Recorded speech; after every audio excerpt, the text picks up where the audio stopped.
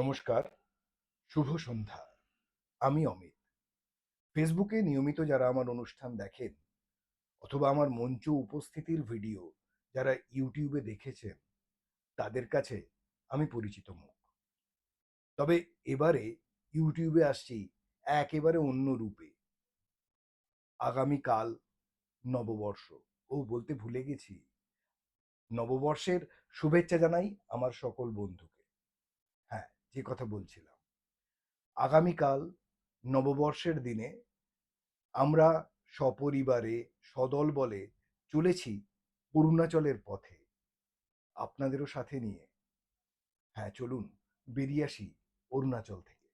দমদম বিমানবন্দর থেকে আমরা উঠে বসলাম আমাদের গন্তব্যের উড়ানে। নীল আকাশে সাদা মেঘের লুকোচুরি খেলা, উড়োজাহাজ বয়ে চলে রঙের দিনের বেলা। পাখির মতো ডানা মেলে মেঘের দেশে যাই, পৃথিবীটাকে ছোট দেখায় আকাশ পানে চাই। যথাসময়ে পৌঁছে গেলাম উত্তর পূর্ব ভারতের প্রধান আন্তর্জাতিক বিমানবন্দর গৌহাটি এয়ারপোর্ট। এবার বোধ করি বিস্ময়ে হতবাক হওয়ার পালা। বিমানবন্দরের ভেতরে প্রবেশ করে দেখলাম এর আভ্যন্তরীণ মহল সাজানো হয়েছে বাঁশের কঞ্চি আর বেতের সুচারু শিল্পকলায়। মুগ্ধ হয়ে শুধুই চেয়ে থাকলাম ক্ষণকাল।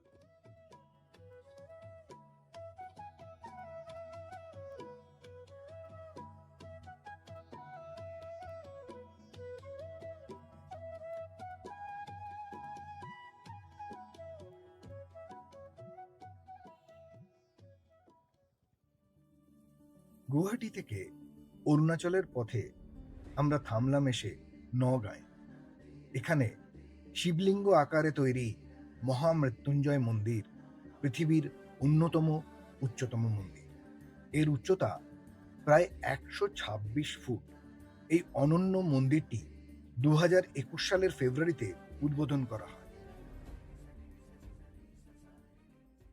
আমরা এবার চললাম পর্বত বেষ্টিত অরুণাচলের পথে। আসুন আমরা একসাথে যাই অরুণাচলের পথে।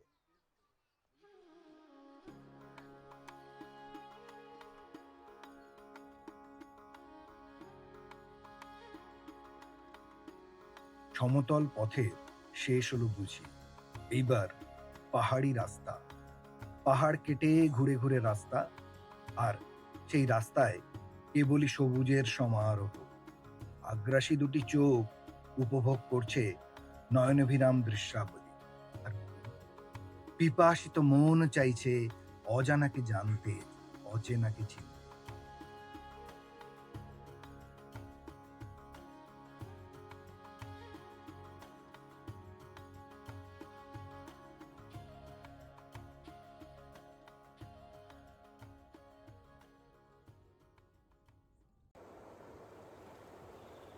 এবার এসে পৌঁছলাম কামেং নদীর সামনে। কামেং নদীকে একটি হিমবাহ হ্রদও বলা চলে। আগে নাম ছিল ভরেলি নদী। অরুণাচল প্রদেশ এবং আসামের মধ্য দিয়ে প্রবাহিত ব্রহ্মপুত্র নদের একটি প্রধান ও প্রমত্তা উপনদী হল কামেং। প্রায় 264 কিলোমিটার দীর্ঘ কামেং নদীটি তিব্বত সীমান্তের কাছে 6300 মিটার উচ্চ গরিচেন পর্বত হতে উৎপন্ন হয়েছে। তারপর তেজপুরের কাছে ব্রহ্মপুত্রের সাথে এসে মিশেছে এই নদী। এটি পূর্ব এবং পশ্চিম কামেং জেলার সীমানাও নির্দেশ করে।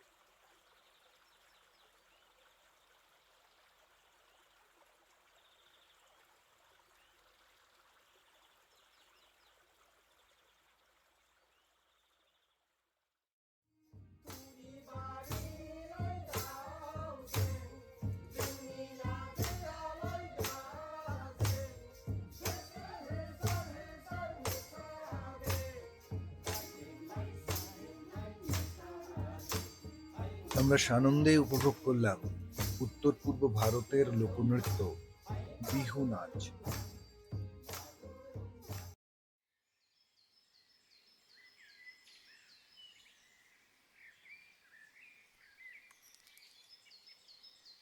ভালুকপংকে বলা হয় অরুণাচলের প্রবেশদ্বার।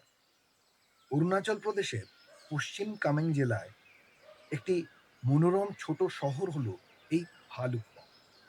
পুরাণে কথিত আছে অসুররাজ বান তার নাতি ছিলেন ভালুক।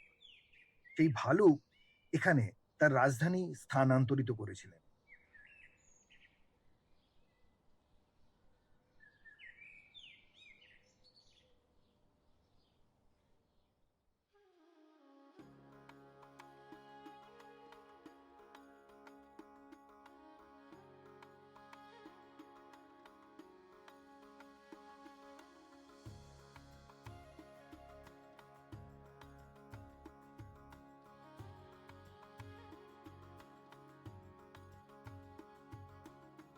শুরু হলো পাহাড়ি পথ ধরে এগিয়ে চলা।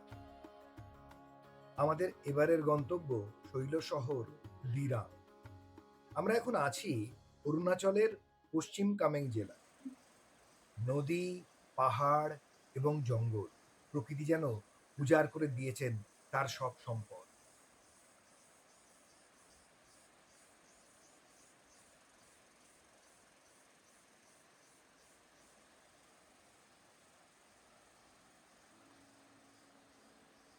অরুণাচল প্রদেশের প্রাকৃতিক সৌন্দর্য যখন মনে নেশা ধরিয়েছে, ঠিক তখনই ঘটল মোহভঙ্গ।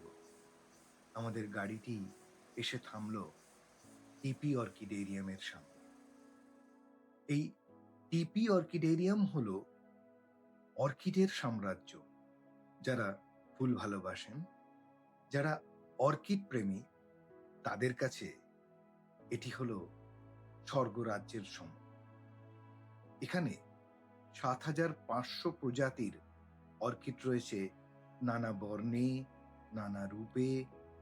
তারা বিরাজ করছে গোটা বাগানময়।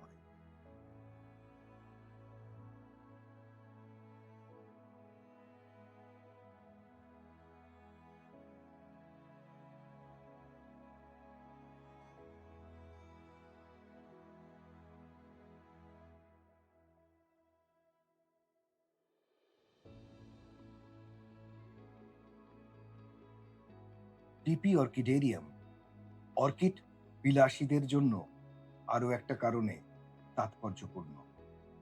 এখানে বিভিন্ন মডেলের মাধ্যমে দেখানো হয়েছে কত সুন্দরভাবে অর্কিড রক্ষণ করা যেতে পারে। টিপি অর্কিডেরিয়াম থেকে বেরিয়ে অনতি বিলম্বে আমরা পৌঁছে গেলাম সেশা অর্কিড স্যাংচুয়ারিতে। Orchid sanctuary? আমি জানতাম প্রাণীদের স্যাংচুয়ারি হয়, অর্কিডের জন্য যে স্যাংচুয়ারি হয় সেটা অরুণাচলে গিয়ে দেখতে পেলাম। হ্যাঁ, এখানে অর্কিডরা নির্ভয়ে বিরাজ করে।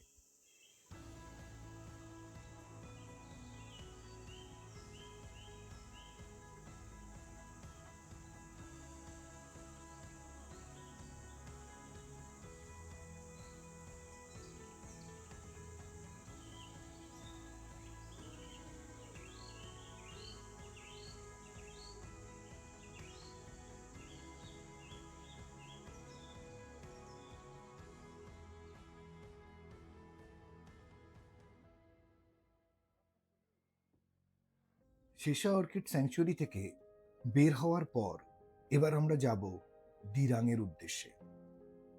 এই দিরাং যাওয়ার পার্বত্য পথটা ছিল সম্পূর্ণ মেঘে ঢাকা। মেঘের ভেতর দিয়ে অন্ধকারাচ্ছন্ন একটা পথ ধরে ঘুরে ঘুরে পাহাড়ি পথে আমরা এগিয়ে চললাম।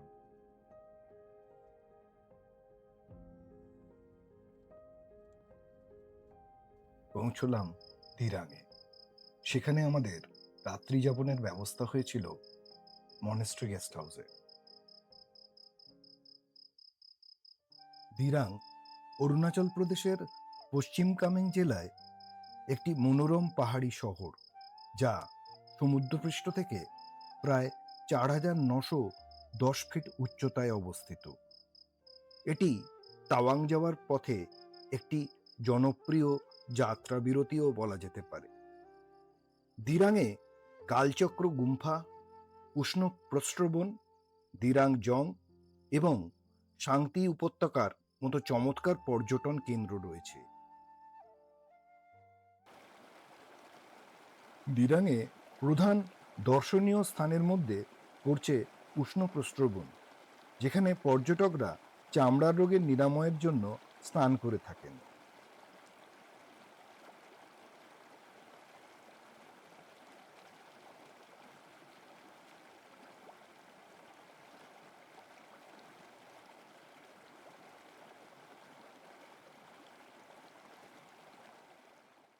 আমরা দাঁড়িয়ে আছি দিরাং মনেস্ট্রির সামনে।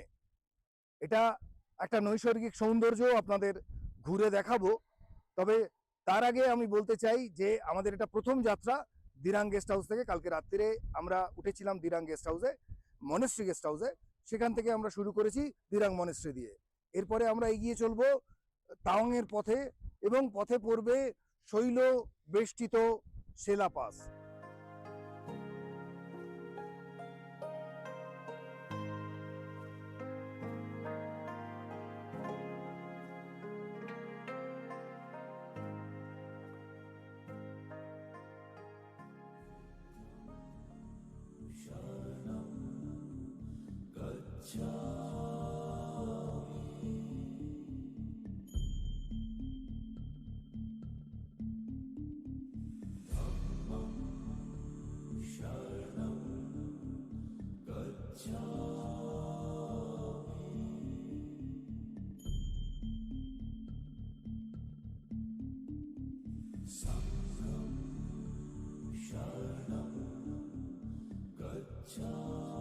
দিরাং মনেস্ট্রি থেকে গোটা দিরাং শহরটা একেবারে ছবির মতন চোখে ভেসে ওঠে।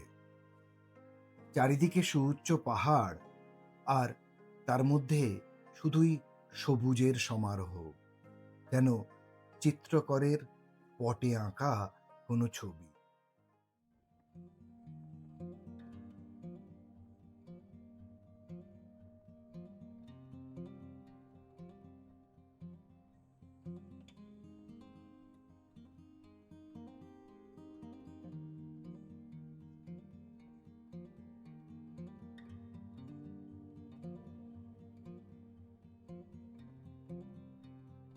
আমরা দাঁড়িয়ে আছি সেলা পাসে।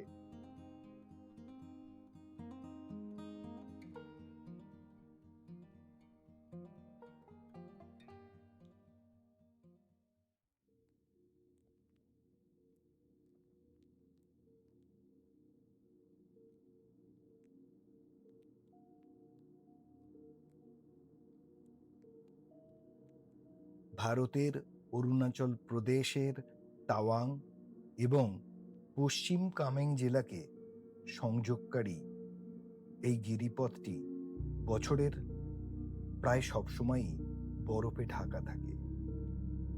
সমুদ্রপৃষ্ঠ থেকে প্রায় 13,700 ফুট বা 4,170 মিটার উচ্চতায় এটির অবস্থান। সেলা পাসে আরো একটি আকর্ষণ রয়েছে, সেটা হলো সেলা লেক, যার আর এক নাম প্যারাডাইস লেক। শীতকালে এই লেকটির জল একেবারে বরফ হয়ে যায়। সেলা পাসের আরো একটি ইতিহাস আছে। 1962 সালের চীন ভারত যুদ্ধের সময় এই পাসটি কৌশলগতভাবে খুবই গুরুত্বপূর্ণ ছিল।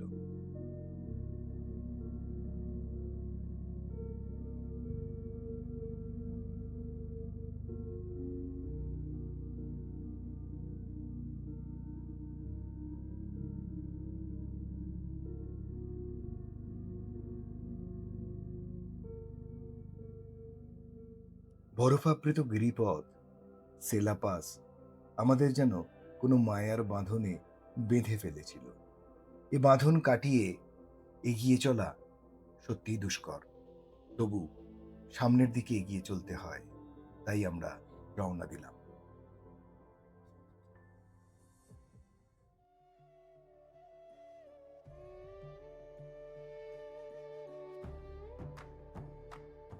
সেলা পাস অতিক্রম করে তাওয়াং যাওয়ার পথে পড়ল যশবন্তগড় ওয়ার মেমোরিয়াল।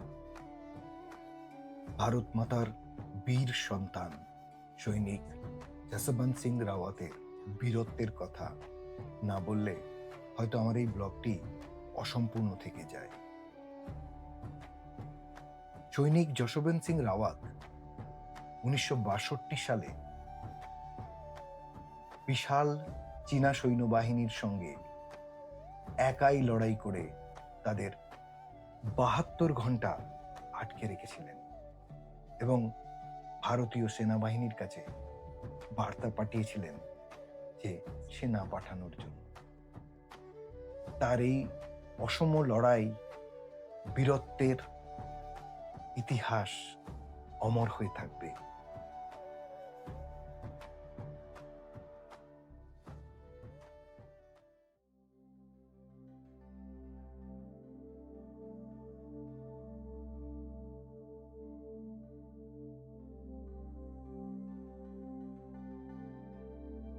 মনের মাঝে স্বপ্নের ক্যানভাসে যে ছবি এঁকেছিলাম তা সার্থক হলো। এবার প্রবেশ করলাম তাওয়াং শহরে।